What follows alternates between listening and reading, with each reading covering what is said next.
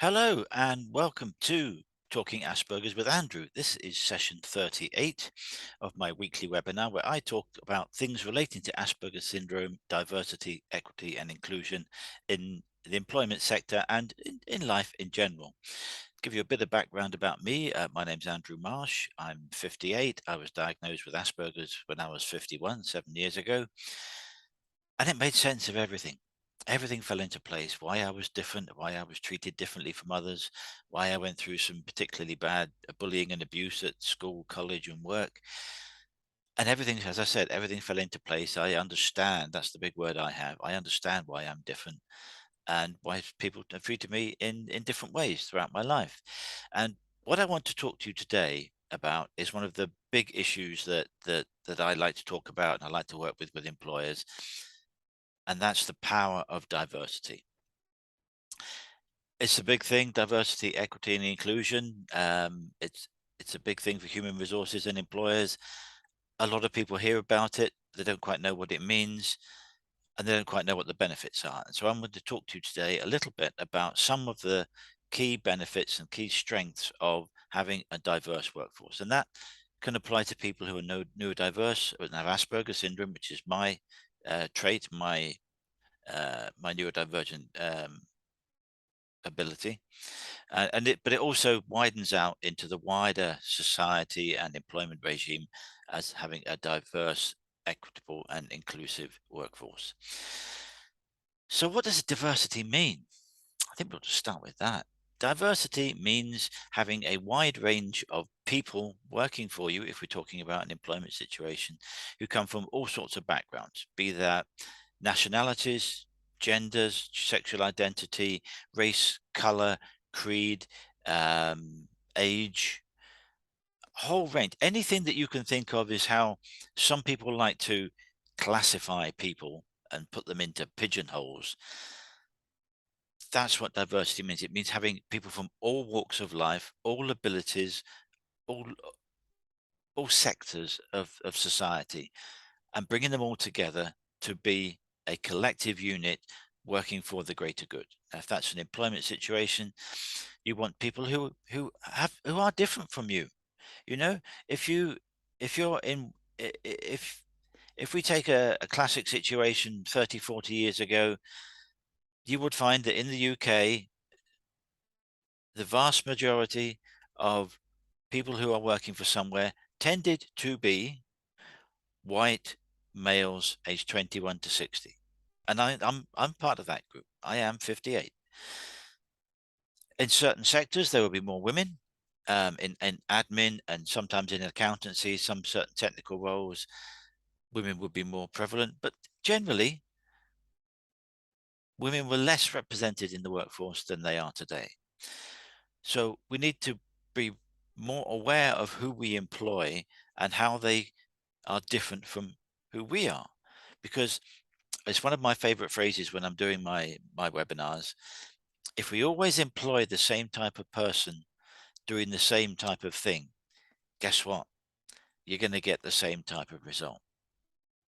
In order for your business to to have new ideas, new products, innovation, and be good at problem solving, be faster at problem solving, be a company that has a good culture, you need to have people who are diverse and who are varied across all those sectors that I talked about before: age, race, color, creed, sexuality, gender, sexual identity, languages, and have them all together. Have people from all walks of life working for you. Because if you have people who come from different backgrounds, different parts of the world, different cultures, they may have they may have come across the problem that you're trying to fix, and they may have dealt with that before in their business or in their work situation. And they can say, well, actually, I have a solution for that. We did this. Fantastic. Brilliant. Talk to me about it. Describe it to me. How did you overcome the problem? And they say, well, it was quite simple. We just did this. We looked at it in this way and we solved it. Wouldn't it be great if the teams of people that you have working for you were so diverse that when a problem came up, someone in that team can say, I've got an idea about that, or we encountered that before and this is how we dealt with it. rather than relying on the manager, wrong side, the manager, the boss, to have all the answers. Well, I've been in a management situation. I know I don't have all the answers. I don't know everything. I'm a human being. I'm just as fallible as everyone else. So for a manager to sit there and think they're the only person that can solve something is not correct. There was a word I was going to use, but I'll keep it clean. It just is not viable for the boss to be the only person to come up with new ideas and new ways of doing something. Because if you've got 10 people in your team from 10 different backgrounds and different abilities, different ages, cultures, races, and all those things that we talked about, it is more likely that someone in that team is going to have an idea or a solution to fix the problem rather than one person, the manager. I mean, it's common sense. If you've got a team of 10 people, they're likely to have more options, more variety of solutions than just one person. So it makes sense. And that variety of different perspectives is so key to the whole diversity, equity, and inclusion movement. Because if a business employs people that are diverse, they're going to create a culture where everyone trusts each other and everyone has an equal say. Now, yes, there has to be a hierarchy in the structure, but it doesn't have to be so rigid, so inflexible that you don't listen to your staff. Otherwise, what are you employing them for? You might as well train monkeys. If you want your staff to feel valued and to feel as though they are contributing, listen to what they say. They might have the solution that you haven't got. That person sitting next to you, who you think is doing a menial task, might have a solution to a long-standing problem that you've had in your business for 10 years. But they're too afraid to talk up, to speak up, because they're not deemed to be worthy in the position that they have. Do what I used to do when I was a geologist. Just a minute. I used to be a geologist in the construction industry, and one of my most effective ways of dealing with problems was to get a drawing of the area of the problem, color it in, highlight it, and sit around a table with all the other people in the team saying, this is where we are. We've got a problem here. We have issues with that problem there. We don't know what the solution is. I've got some ideas about some solutions, but I want this to be an open forum where everyone is given the opportunity to speak, and there is no such thing as a stupid question and a daft idea, because out of those stupid questions and daft ideas comes innovation, new products, new services, better solutions, more effective solutions, faster solutions. That's what you want from your business. That's what you want from your teams, to work together to solve the problems that you have with your business. So my sitting around a table with a drawing, going through what I knew, going through what I didn't know, and opening up to other people to discuss was a great way of bringing everyone to the same level and everyone's input to be valued and just as merited and just as worthy as the person sitting next to them. It's really important that when you're having these open discussions, everyone is an equal. Everyone's opinion is valid, because the thing that they say might not be the solution to the problem that you have, but it might be a solution or an idea for a new product, a new service, a new way of thinking of doing something that you've maybe been struggling with before and you haven't told them about. So these are all possibilities to having a diverse workforce. We've just got someone joining us, so we'll just say hello. Hello, Barbara. Are you there?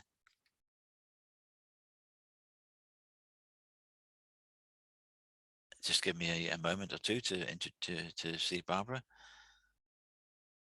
Hello, Barbara. Are you there? Hello. Yes, hello. We've kindly got you. Hello. Hello, Barbara. Good to see you. Good to see you. How are you doing? Well, I'm doing so. I've been sick.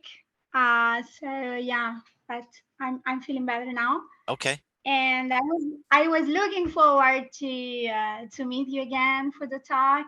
And well, I was a Excellent. little bit late, but I'm That's happy that I did it.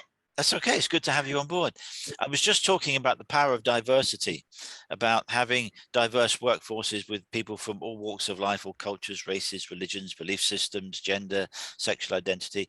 Because if you put all of those people into a team, guess what? They're going to find solutions to things that the boss, the one person, might not necessarily have thought of.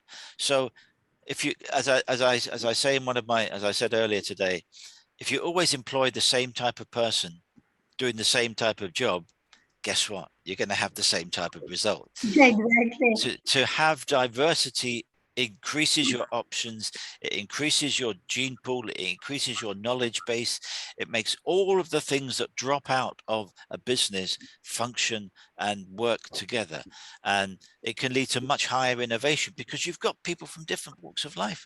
As I was just saying before you came on, you know, you might have someone that was, let's say, from a different country, and you might be talking to them about this problem that you've got, and they say, we had that a couple of years ago in the last job company I worked for. This is how we fixed it. Isn't that great? Rather than trying to come up with the solution yourself, one of your team, one of your diverse team might know the problem, might know the solution already. So utilize the skills and the knowledge and the experience that your diverse workforce have. And guess what? You will come up with faster ways to problem solve. You will come up with better ways to solve problems. And there's a statistic that I read earlier today, and that is neurodiverse teams are 87% more likely to come up with a solution than the manager on his own or her own. Because if you've got all these people from different walks of life, different abilities, different strengths, they're going to have a solution. They're more likely to have a solution than just the one person who's the manager. So it's really important that businesses don't think of diversity, equity, and inclusion as a fad. Trust me when I say this, it is not going away. It is not going away. So those companies that embrace diversity, equity, and inclusion will be the leaders. They will be at the forefront of their business sector. And they will be the ones that are driving the business forward. They will be more productive. They will have happier workforce. And when you have all of those things together, several things drop out. One, you have a happier culture. You have people who want to come to work and who feel valued, because if their opinions are valid and if their opinions are considered and they're listened to, they're going to feel valued. They're going to think, I'm going to come into work today and we're going to do something great. And this is why people want to be able to contribute well in business. So that's one of the things. The other thing, and it's a really important part about business. If you're having teams working together, solving solutions better, quicker, faster, you're going to be more profitable.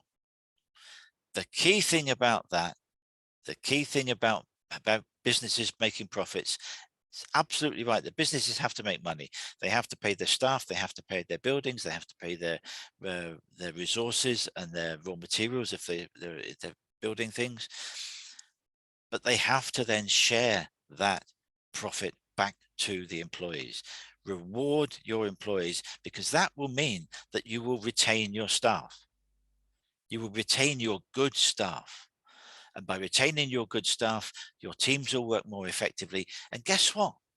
You won't have to recruit more. Or if you are recruiting, it's because you're expanding, not recruiting because people keep leaving because they don't feel valued. Recruiting costs money. Recruiting takes time out of human resources. It takes time out of managers, because someone has to sift through CVs, someone has to attend interviews, someone has to evaluate them, someone has to put out job offers. That all takes managers time when they could be better doing, utilized by finding out the right way to support all of their staff. That's what managers should be doing, not chasing around looking up CVs unless they're expanding. If they're expanding, fantastic. But if they're only filling voids because people keep leaving, then there is something wrong with the culture. If you read up on HR blog posts and articles that you see on the internet, there is one indisputable fact. Most people leave a bad manager. They don't leave their jobs. They leave because their manager is unworkable, is intransigent, is dictatorial, is clock watching, is rude, is abrasive, is aggressive, is not supportive, is not compassionate. I wouldn't be wanting to work for somewhere where that was. I've worked in places like that, and I have had to vote with my feet by leaving. So if you can retain the good staff, you will be more profitable. You will have a better culture. Your people will get on better with each other, and they will support each other in ways that uh, I think are immeasurable. But I'm sure somewhere someone has done the metrics for it. But it is so important to have that team working together, working effectively, working efficiently. Being diverse means your company has a better reputation, because you will say so in your websites. You will say that you're a diverse culture. You should be putting videos of people from different walks of life on your website, saying, I joined them 2 years ago and I found them be fantastic to work for because they listen, they're supportive, I've got promotion, and I'm working with a great team. Those are the sorts of videos that will make two things happen. It will make good people want to work for you, so they will be applying whether you're advertising or not. And it will make clients sit up and say, this is what the people are saying. These are the messages that their people are saying, and they're putting them on their website. I want to know more about those. I want to work with these people. I want to work with this business. That is incalculable. It is much easier to have clients come to you because they know your reputation is good, they know that your business ethos is good, and they can see that you mean what you say. So you're not just putting words on a website. Yes, we're diverse. If you're diverse, show them a photograph of the boardroom and they can see the diversity at a glance, with women, people of color, uh, people who've got tattoos, people who've got blonde streaks in their hair. That's what diversity is about. It's having people who are have a variety of backgrounds, a variety of abilities in the boardroom. Has to start in the boardroom. We can't no longer just have people who look like me, white males, age 40 to 65, in the boardroom. We have to have people who are excel at their skills, who are excellent managers, and who are diverse. That's what we want to see on company websites. We want to see the diversity at a glance. We want to see that the statements that they're making about diversity hold true in their boardroom. And people are then going to say, I want to work for this company. I want to work with this company. I want to use this company as a supplier, or I want them to be I want to be a client of theirs. And if people come to you, it costs an awful lot less to market. If people are coming to you, you have a ready supply of willing staff, willing clients, willing suppliers wanting to work for you. Makes a lot better than having to spend 5%, 10%, 20% of your budget or more trying to find good people, good staff, good suppliers, good clients. If they're coming to you because of your reputation and because you say you're diverse, you're inclusive, that's far better than spending millions of pounds trying to find them, when your reputation should be saying that this is what you do and this is who you are. And if you're having people who are diverse and they're happy and they're productive and the business is expanding, you're going to have less turnover of staff. You'll be bringing people in because you're busy, because you're more effective. You'll be promoting from within as well as bringing new people in. That enhances your business culture. It means that the business is growing, it's flourishing, and the people within it are doing the same thing. That's what you should be looking for when you are a diverse employer, people who are inclusive. Do you have people who are neurotypical? Do you have people with Asperger's? My webinars are called Talking Asperger's with Andrew. So I have Asperger's. I like to talk about Asperger's. I like to talk about the benefits of employing people with Asperger's, because People like, I'll give you three examples. Alan Turing, who was the gifted mathematician who cracked the German Enigma codes in World War II. Brilliant engineer, changed the face of the war, certainly possibly foreshortened the war, World War II. Leonardo da Vinci. We all know his abilities in art, but he was an engineer, he was a scientist, he was an anatomist. He was such a gifted man. I've read a biography of Leonardo da Vinci. He was such a gifted man. And Steve Jobs. We all know what Steve Jobs is. He took the handheld phone and he put the power of the internet into it. And at a moment in time in 1996, 1997, he changed how we communicate with each other around the world. They were all, those people, those three people, Alan Turing, Leonardo da Vinci, Steve Jobs, were all believed to have Asperger's syndrome. They were free thinkers. They asked the what if questions. They thought about doing things differently. What if we looked at it in a different way? One of the things that Alan Turing did when they were trying to crack the Enigma codes was they actually tried to find which code was not the correct code.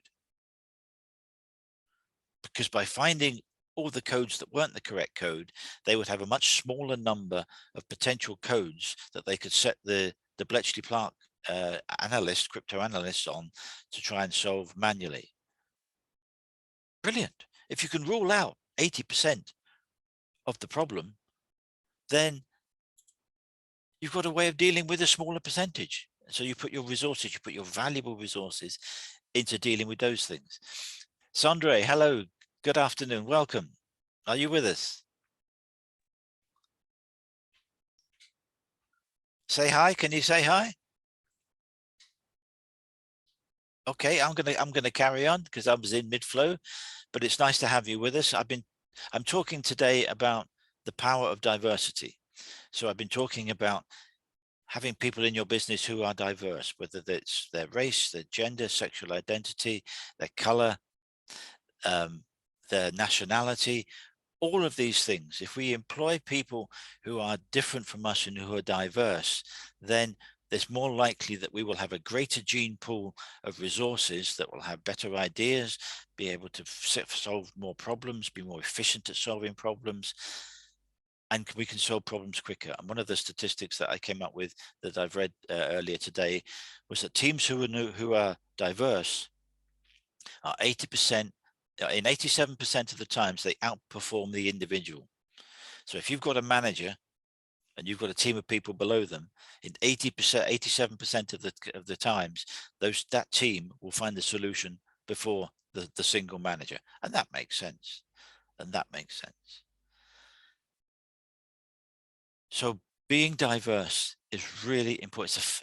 It should now be a fundamental part of business.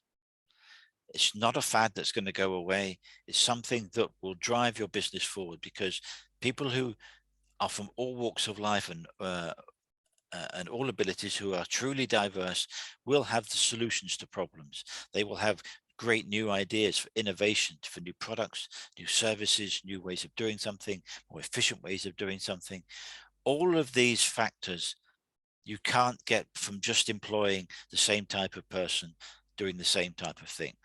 You have to be bold, and you have to open up your doors to more people from different backgrounds, different abilities, and you will bring in a much greater gene pool of resources, of skills and abilities that can help drive your business forward. It's not just about business, of course. If we live in a multicultural society now. I'm in the UK, I'm in Scotland, and it is, if we're going to have multicultural societies, then we need to have people who are multicultural, who are different from nationalities, from their gender, their sexual identity, in decision-making authority. It's no good just having the old-fashioned way of them being, and I'm going to say it, white males from the age of 21 to 60, 65 in decision-making authority. We have to have decision-making authority disseminated down to everyone, because everyone's opinion is valid. Everyone will have a say in what is right, and the cream of those people, the cream of those diverse people, will rise and will promote themselves. They will make themselves promotable into more senior positions, which then puts senior managers into positions of authority. And if those people are diverse, you're going to have a much more fluid and fluent business, which is taking in all opinions from all sectors of society, and that will drive your business forward. It will build the reputation of your business, and that will bring people to you. So when you're advertising for people to employ, you will get diverse people, because you'll be able to say so on your website that we have diversity, equity, and inclusion. We are a sponsor of this. We are aware of it. We embrace it. And we want to encourage people who are from diverse backgrounds to apply to us, to be employees of us, to be managers of us, to be innovators of us. And that will bring clients in, because if clients are seeing that you have a good reputation for being good at what you do, as well as being diverse, people are going to say, I want to work with these people. I want to work with this company. That's far easier than chasing them with marketing budgets, if people are coming to you because they are good at what they do. So I'm just going to open the floor to see whether anyone had any comments they wanted to make, or of their own observations from the power of diversity. If anyone wanted to contribute and say anything. Barbara, did you want to make something? You've made some interesting points in your notes there. Well, I do agree with you. And recently, I included in my curriculum vitae this dyslexic, and Asperger's um, uh, positive points for somebody who is hiring. About our loyalty, the way we are committed to do the work, and many other points like this. I'm actually in a position where they pretend to be like, to accept people from all horizons, and to not make any difference in between them. But actually, what I'm living is exactly the opposite of they are showing, because uh, the thing is that they believe, or they want to show that they are good team leaders, like buying ice creams for the team when it's too hot outside, or just croissant in the morning. But actually, when it comes to the real thing, the real point in when you're having somebody who is diverse, or have assets in a different way, they they they show that they are actually making a difference. They are making a difference. In my case, there is a difference of salary, of conditions, of contract. I'm I don't like to say that I'm the best, because I have a very modest. I'm not thinking that I'm very good or I'm the best, but at least I speak 7 languages fluently and write them. That's I amazing. studied in 4 universities. I have also the study in the Conservatory of Music, and I study in the University of Languages, and the University of Musicology, the University of Psychology, and the University of Science and Social Sciences. Plus, I have up to 25 years experience in my field. And I'm the one who has a short-term contract, and I'm paid less than the others. It's horrible. It's making me literally sick. It can be difficult, and unfortunately, the embracing of diversity, equity, and inclusion is not something that's going to happen overnight.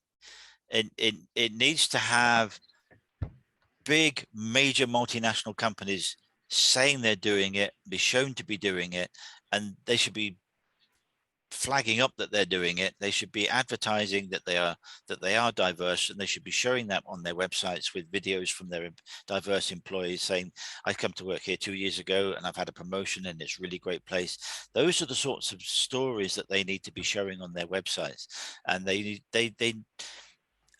it will happen with time, and unfortunately it is going to take time, but it's important that we recognize that we need to act and change how we do things. And yes, there are companies who have bad managers. There are bad managers everywhere.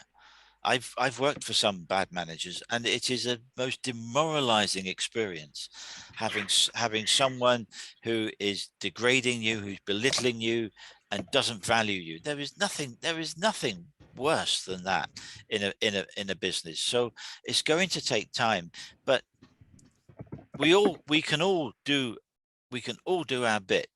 Um, and we can all do our bit by being positive about what we are, who we are, being able to say that we're neurodivergent, because I know you're the same as me when neurodivergent, and not hiding it by saying, I'm neurodivergent. I think in different ways from you. I think in a different way. My outlook on the world is different. So I might be great at problem solving in a different way to you. So if we put our heads together, we might come up with a solution rather than you trying to do it on your own. So trying to encourage people to use the talents that they have, and bring in talents that are different. It's really important. And yes, it's going to take time. It's going to take more time than it should.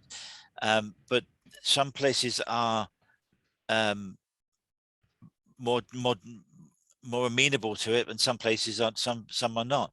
So it is a challenge, but it's one that I think we should meet head on. And I'm quite positive about the outlook. We in the UK we have the Equality Act of 2010, which is a law which makes it um, illegal to discriminate against someone for any reason, be that race, color, creed, sexual identity, anything that you can think someone could be discriminated against by is covered under the Equality Act of 2010. So that's a start, but that was 12 years ago. So we need to try and use that as a stepping stone, as a springboard to be more obvious in being diverse. It's one thing being diverse and encouraging people from all walks of life to come and work for you, but we need to be more open about our diversity, and businesses need to be more open about who they employ and what backgrounds that they employ them from. So it's really it's really important that that the message goes both ways in the company. It comes from the grassroots, it comes from the shop floor, and it goes up to the board, but it should also really important that it comes from the board and it comes down and disseminates down through the ranks, through the various levels of staff, down to the teams that are working. And somewhere in the middle, we have the middle, the meeting of minds, the meeting of opinions, where you get the fluidity and the understanding that everyone is working together for a common cause. And there are things that we need to do. We need to, we need to be training managers to be better. We need to train managers not to be dictatorial and degrading and writing you up every 5 minutes for futile indiscretions. You have to trust your staff. And if someone comes in 10 minutes late, they say, we got stuck in traffic on the motorway, that should be the end of the conversation. Yeah, okay, no problem. Thanks for letting me know. Because that person will make up the 10 minutes at the end of the day. May not do it that day, but they may do it the next day. Don't make an issue out of something that is not an issue. So we need to be more supportive of our staff. We need to be more, supportive, understanding, nurturing. And if you nurture good talent, you're going to have such a great business. Nurture them, support them, train them. I haven't talked about training in any of my webinars, and I'm just going to make a note of that one. Training. Train the people. Train your managers to be diverse. Train your teams to be more aware of neurodiversity and aware of good management practice. Make your managers aware of the Equality Act of 2010. Make them aware of what it is illegal to do. I'll give you an example. It is illegal under the Equality Act of 2010 in the UK to ask a breastfeeding mother not to breastfeed her baby on the bus. That is illegal. They can't say, ooh, don't like that. Someone's complaining that you're breastfeeding your baby on the bus. Well, the driver can't stop you doing that, and the driver can't put you off the bus. That is illegal. They are protected rights that a nursing mother is able to breastfeed in a public place. That includes a bus, includes a train, includes a shopping market, a shopping center, or a shop. They are allowed to do that, and absolutely right that they are protected to be able to do that. So, but there may be people that don't know that. There may be people that don't know that that is illegal to prevent women from doing that, from nursing their children. That's just one example. You can't discriminate against all sorts of people, and it's right that people are allowed to be individuals, to be able to express themselves in their own way. It's about their ability to do the job.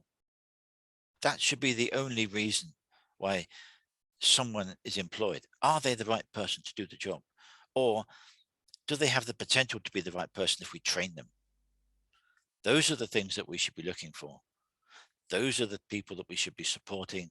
Those are the people who we should have in our businesses and we should have in our society in executive making decisions.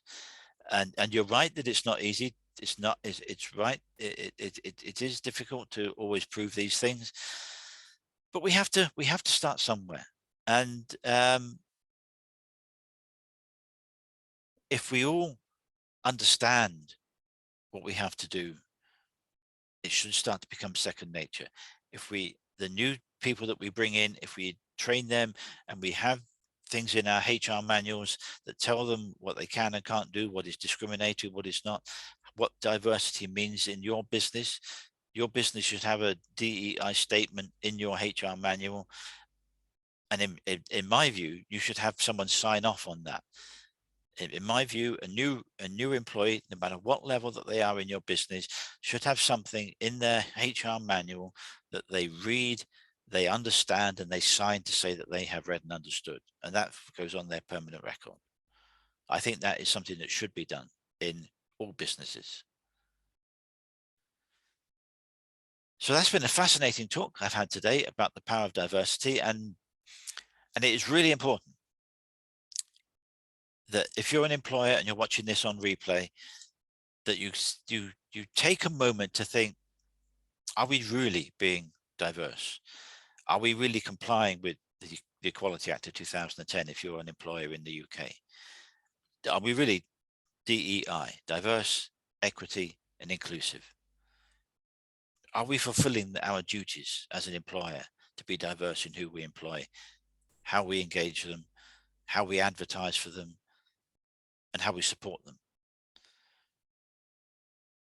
Because a manager's role, the direct manager of a team, that in my view, their role is to find the ways to support everyone to be the best that they can be in their business role. It's the manager, supervisor's role to help those people be their authentic selves so that they can be the most productive and efficient in your business. But that might mean, and it will mean, that how you manage everyone in your team will be different for each person. To say that again, you will need to manage everyone in a way that supports them to be the most effective, efficient person they can in your business. So one size doesn't fit all. I did my post on LinkedIn yesterday. It's called One Size Fits All. If you get a chance to have a look at that, it's well worth a read, because one size doesn't fit all. Square pegs and round holes. I've stuck out as being different all my life, and I spent most of my career as a geologist having people trying to knock the rough edges off me to get me to fit into something that I wasn't. So I know what it's like being different, being a square peg for the round hole. And yeah, people have tried to knock the edges off me to try and get me to conform to some perceived notion of what I should be. But I was being me. And if they'd have listened to what I had to say, if they'd have listened to my ideas, we could have done better together. That's what we want out of diversity, equity, and inclusion, is to do better by having people with different ideas, different viewpoints, different backgrounds, different experiences, all pulling together harmoniously, productively to drive the business forward. Because ultimately, that's what you want.